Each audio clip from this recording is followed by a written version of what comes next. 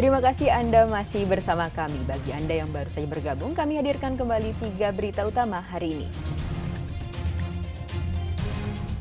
Kemudikan mobil saat berada di bawah pengaruh obat keras, seorang mahasiswa menabrak 8 pemotor di kota Sukabumi.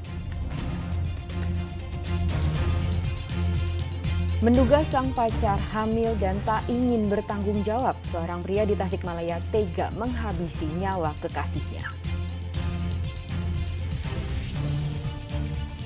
Pekan pertama kampanye calon presiden dimulai. Calon Presiden Anies Baswedan dan Prabowo Subianto bersafari politik di Jawa Barat.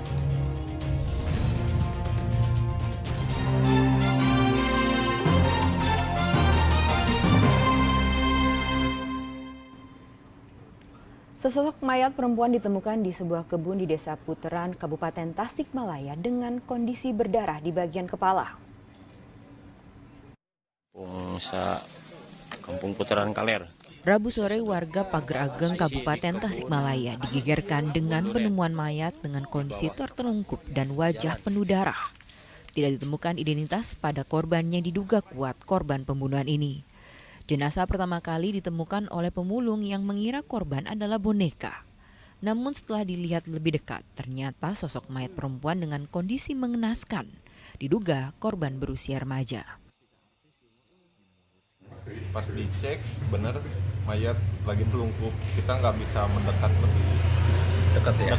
Soalnya langsung kita pasang garis polisi nungguin laporan ke Polres ya. Yang akan lihat itu ada tanda-tanda kekerasan untuk darah atau apa gitu? Iya, ada darah di atas kan perbukitan Pak. Jadi darahnya di atas, diduga si korban tersebut tuh tersungkur. Soalnya posisinya wajahnya telungkup Ya. Ya. Itu tuh sebenarnya kebun apa itu kan? Itu tuh perkebunan warga.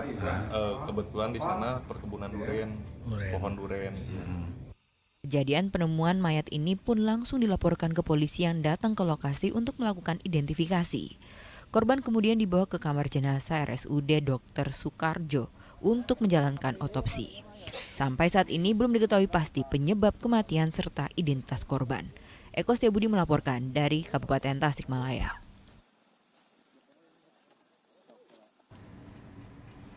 Seorang perempuan di Tasikmalaya dibunuh kekasihnya setelah mengaku telat datang bulan selama 2 bulan.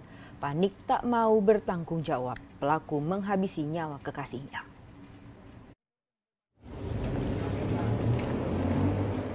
Pacaran kebablasan membuat Hergis Permana, seorang mahasiswa, akhirnya harus masuk bui.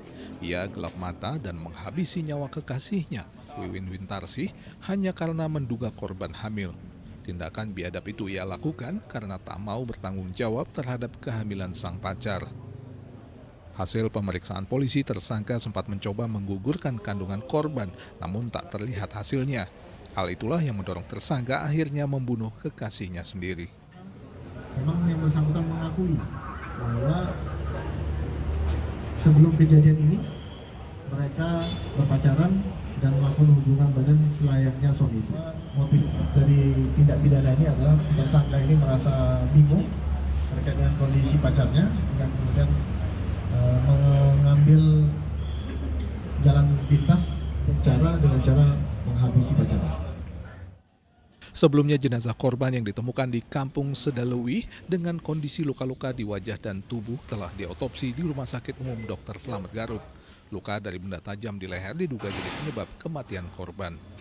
Dan kita masih menunggu hasil pemeriksaan yang sudah dilakukan oleh dokter forensik. Ya, pada intinya ada beberapa luka yang ditemukan pada tubuh korban, di antaranya kepala dan bagian leher dari korban.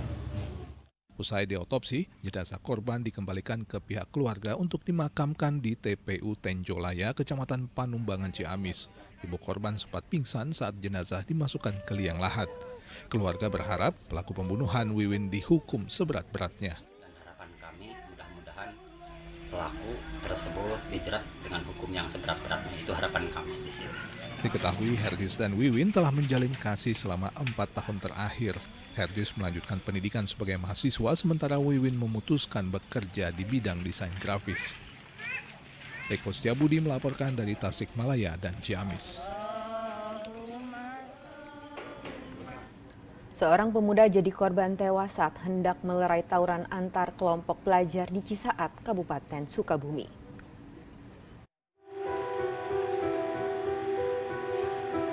Jasad seorang pemuda yang tewas akibat tawuran pelajar di Cisaat, Kabupaten Sukabumi diautopsi di Rumah Sakit Umum Daerah Dr. Samsudin, Kota Sukabumi. Dari hasil pemeriksaan, tim dokter forensik menemukan luka bekas benda tajam dan luka bekas benda tumpul di tubuh korban. Petugas memastikan korban tewas akibat luka sabetan benda tajam di leher sisi kanan. Kalau yang kekerasan tajam, mungkin seperti yang sudah diketahui ada di daerah leher, itu cuma satu. Itu. Kemudian kalau kekerasan tumpul ada di beberapa di tukai.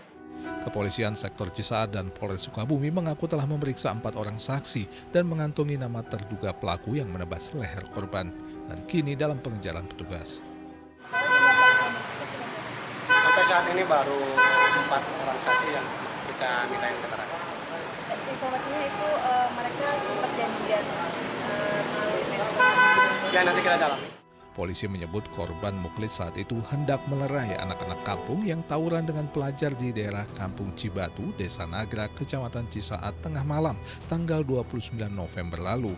Naas, korban malah terkena sabetan senjata tajam. Sempat dilarikan ke rumah sakit, tetapi nyawanya tak tertolong. Diduga bentrok antar dua kelompok berawal dari saling ejek di media sosial. Asep Didi melaporkan dari Kabupaten Sukabumi. Kantor Bea Cukai Kabupaten Purwakarta memusnahkan jutaan batang rokok ilegal senilai miliaran rupiah.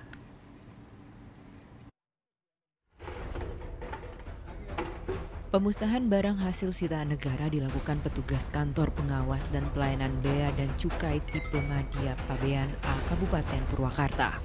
Jenis barang sitaan yang dimusnahkan berupa rokok ilegal berbagai merek dengan jumlah lebih dari 3,6 juta batang dan tembakau iris ilegal seberat 16 kg. Selain rokok dan tembakau ilegal juga dimusnahkan 398 botol miras ilegal yang didominasi merek impor. Menurut petugas, barang yang dimusnahkan berasal dari 652 penindakan atas pelanggaran di bidang cukai sejak Juni 2022 hingga September 2023 di wilayah Purwakarta, Subang, dan Kabupaten Karawang. Rokok, ya, cukai hasil tembakau, dan juga ada beberapa minuman mengandung etil alkohol. Jadi ini adalah penindakan mulai dari bulan Juni 2022 sampai bulan September tahun 2023. Pak, kerugian negaranya sendiri berapa, Pak? Kerugian negaranya itu sebentar. Itu kerugian negaranya sebesar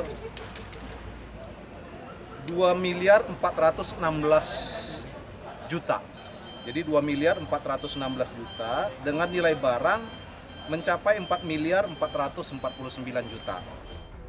Total nilai barang yang disita dan dimusnahkan mencapai hampir 4,5 miliar rupiah dengan potensi kerugian negara mencapai hampir 2,5 miliar rupiah. Bea Cukai menghimbau masyarakat dan pelaku usaha menjalankan usahanya secara legal. Masyarakat juga diminta mendukung pemberantasan barang kena cukai yang beredar secara ilegal di tengah masyarakat. Pasalnya, peredaran barang ilegal khususnya rokok ilegal dapat menimbulkan persaingan usaha yang tidak sehat, merugikan dunia industri, dan juga merugikan penerima negara. Zainal Arifin melaporkan dari Purwakarta.